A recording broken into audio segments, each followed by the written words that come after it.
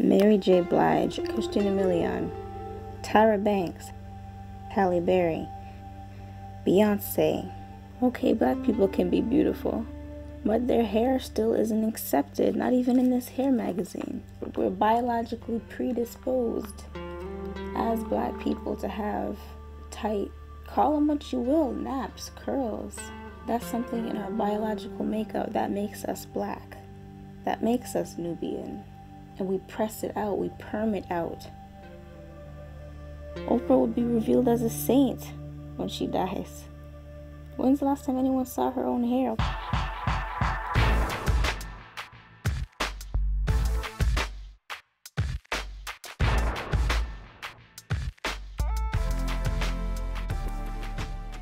My name is Karen Chapman, and this is my story.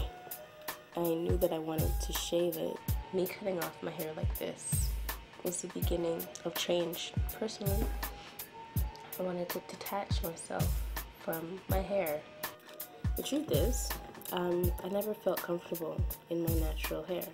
Going to the hair store was like an alternative for me, like a breakthrough, because I would go and see these racks and racks and racks of options of hair that I've always wanted. When I go to the hair store, I look for the hair that looks the most natural, the hair that looks the most real. I try to buy beauty because obviously I don't possess it. But we want what everybody else has. You want the long hair, so you go and buy a wig, you go and buy the extensions, you go and all you spend so much, look how much money black people spend on hair. $150 for every 3 months. About $200 a month. And weaves and wigs. And, yeah. But I'm always constantly worried about my hair. I've got tons of products for my hair, so. I like to have a different look at all times. That's why we change it a lot. And I spend a lot of money doing that. I think it's just because it's part of who you are. And, you know, if you have great hair, you kind of feel great. So on average, how much do you think your customers spend a month? Really not know, but some people about $100, some people $200. It all depends. But mostly $100 a month on hair. Oh God. This year alone, I've probably spent like over a couple thousand, I'm sure. Just to my mom. Well, my brother in the United States, he suggested me to do that business, so that's why I'm here. I made the decision to cut off my hair a long time ago. If I'm gonna shave off my head, then I want to go through all of the physical changes. And I felt like having short, straight hair, so I permed it. Me putting extensions in my hair is not like me deciding to wear mascara that day. I know why I'm doing it. And I've trivialized it by saying it's just a simple choice that I'm making for that day, but I don't really think it is. And the fact that I was perming it, permanently straightening my hair in the likeness of a white woman or another person, period, I thought was damaging to my self-confidence and my personal makeup.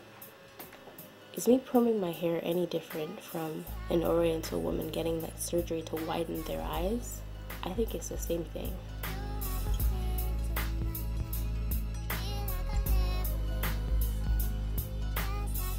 I need that, like, personal emancipation for myself. I need to know that I'm not reliant on someone else's hair. If that makes any sense. I know it's shallow, but yeah, I need to know.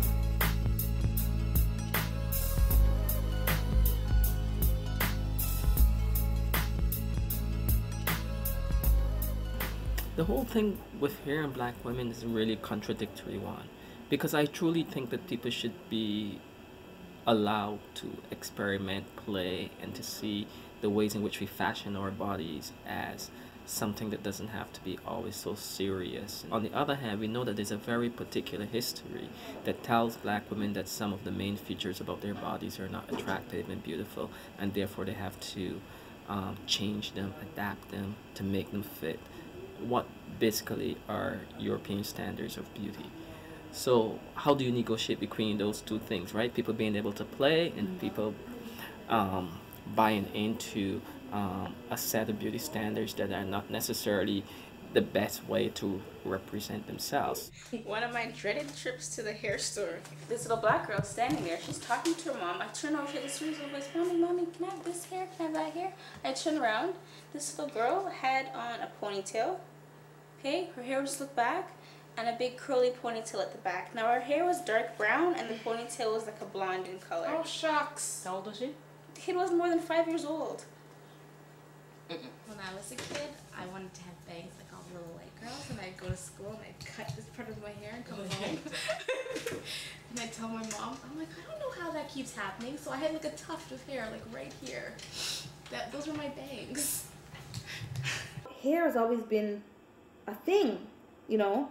I turned 7, my mom didn't want you to have kinky hair anymore. You can have nice hair now. So we permed my hair at 7. Then you always started to perm your hair, and then as you got older, you know, you did the braids, and you always had this length. You didn't really fit in with the white people because you weren't white. You didn't have hair like them, but you were beautiful because you kind of had hair. Once you start comparing, if I compare myself to Susie, right? Then I look at the TV and all I see is Susie. And I look at a magazine and all is in the magazine is Susie. I'm starting to think, wait a minute, I'm not Susie. I'm ugly, I don't look good, this isn't nice, blah, blah, blah. So you lack in comparison. But if you're telling a child or you're telling yourself, never mind a child, tell yourself first, don't compare yourself to Susie because Susie's from this country or Susie is that, she's more accepted, whatever. You be strong how you are and teach people to accept that the way it is and find the beauty in that. Because if we don't find the beauty in it, no one else is going to. More white guys would talk to me with dreads. It's because they want a black woman. Black Not black folk. We hate ourselves, right? So black guys are doubly gonna hate us with our natural hair. They don't like it.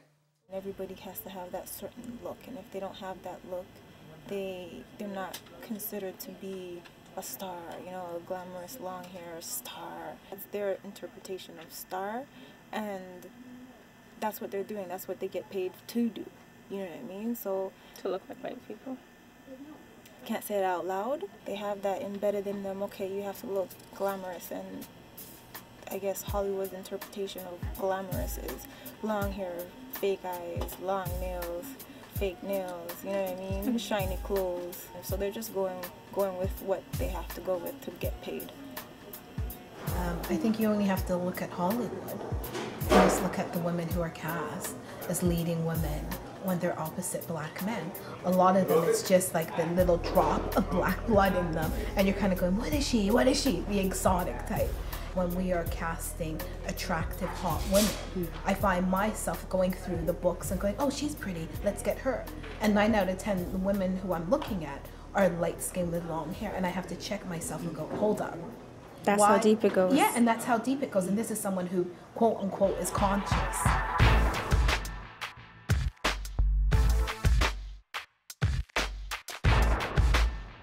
One thing is pretty clear is that within the Western milieu, there is a particular kind of beauty myth. Black man, white man, South Asian man, Arabic man buy into that beauty myth. Hair is just an extension of who you are as an individual. People that have weight issues, you know, is it really the food or is it some kind of deeper issue that you're dealing with there? And it's the same thing with those women with the weave. It's that like they could cut their hair off, but they will still have issues with themselves. You know, it's just let's deal with those issues and then see what manifests after. There's one girl I was checking for a hot minute. You know, she had bad weave, you know, and, you know, just like waking up in the morning, seeing hair all over the place, that was not sexy. You know, I think that's where I start to lean towards girls with like with bald heads and like, because the weaves were just busting. I know this girl right now. I've known this girl for about 2 years, and I've never seen her real hair. And just the other day I said, you know what? One of these days come with your real. I want to see what you look like without this. I want to see how you look like here. Whatever your real hair is, let me see how you could look, because obviously your hair, you were given your hair for a reason. You're gonna get lost after a while. You're not, when you see your own hair, you're not gonna like it no more because you're so used to this now that you're not even gonna recognize yourself after a while.